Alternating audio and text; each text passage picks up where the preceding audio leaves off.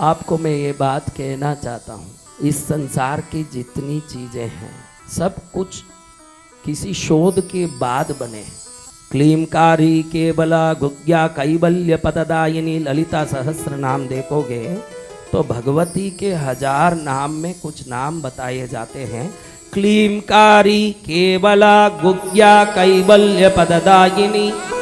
क्लीमकारी, क्लीम बीज कामराज बीज है। क्या बीज? कामराज बीज। कोई भी नपुंसक आदमी जिसको पुत्र नहीं हो रहा हो, वो जब क्लीम क्लीम क्लीम क्लीम क्लीम क्लीम क्लीम क्लीम, मैं बोलूं जैसे, मैं क्लीम कंठ से नहीं बोल रहा हूँ, आपका आवाज आता सुनाई देगा लेकिन कंठ से नहीं बोल रहा हूँ, मैं दाढ़ से बोल रहा हूँ क्लीम, तभी वो काम करेगा। मेरे गुरु ने सिखाया कि दाढ़ से कैसे बोला जाता है। देखो कंठ से आ रहा है क्या आवाज, क्लीम क्लीम क्लीम क्लीम क्लीम क्लीम, दाढ़ से बोल रहा हूँ, ये आवाज दाढ़ से निकलता है।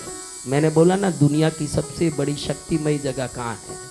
जब दाढ़ पर प्रेशर दिया जाएगा तो वीर्य जो नहीं बन रहा है वो वीर्य बनेगा, और जब वीर्य बनेगा तो नपुंसक भी पुत्र का पिता बनेगा। इसलिए इसको कामदेव का राज बीज, कामदेव संतान उत्पत्ति के लिए मन में मोह उत्पन्न करने वाले देवता कामदेव और रति देवी है।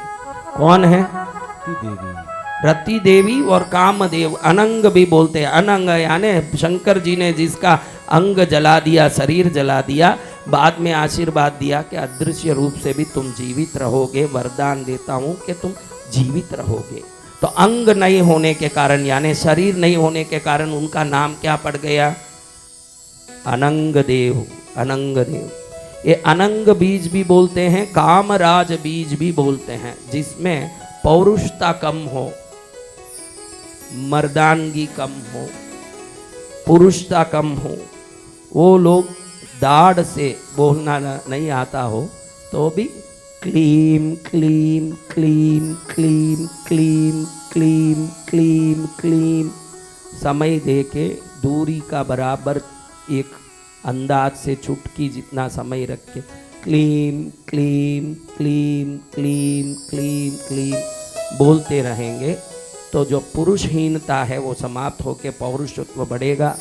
और जिसको पुत्र प्राप्ति नहीं हो रहा है ये पुत्र प्रदान करता है। तो ये भगवती का बीज क्लीमकारी केवला गुज्ञा कैवल्य पददायिनी भगवती श्री मात्रे महाराज्ञी श्रीमत् सिंहासनेश्वरी चितग्निकुंड संभूता देव कार्य समुद्भवा उद्यत भानु सहस्राभा छलन मीना बलोचना।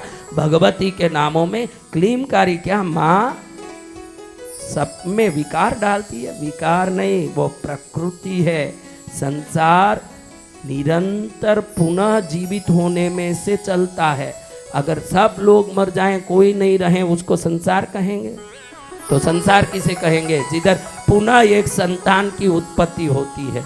शंकर बीज के रूप में और भगवती अंकुर के रूप में रहते हैं, इसलिए शंकर को पुरुष और भगवती को प्रकृति कहते हैं। ये प्रकृति बीज है, कामराज बीज। क्या बीज है? कामराज बीज, प्रकृति बीज। हाँ, तुझे कल पूछूं तो बोलेगा ही नहीं, लेकिन अब वापस बोलने लगा। हाँ, पीछे पीछे तोता बोलेगा, मोक्ष में तो जाएगा नहीं। अब ये देखो, क्लीमकारी केवला गुज्ञा कैवल्य पददायिनी भगवती क्लीमकारी का क्लीम बीज इस धरती में जिसने दिया, ये क्लीम बीज और श्री विद्या भगवती की साधना नारायण जी ने की। किन्होंने किया? नारायण जी ने। नारायण भगवान विष्णु ने भगवती जगदम्बा की साधना की। साधना करते समय सोचा कि शक्ति आ रही है इस साधना। उन्होंने देखा कि शक्ति का बीज स्रोत भगवती के शरीर से क्लीम का तरंग निकलता है। क्या तरंग? क्लीम का तरंग। मैंने कल ही बताया कि गुरु पुत्र गुरु समान, सुना ना आपने?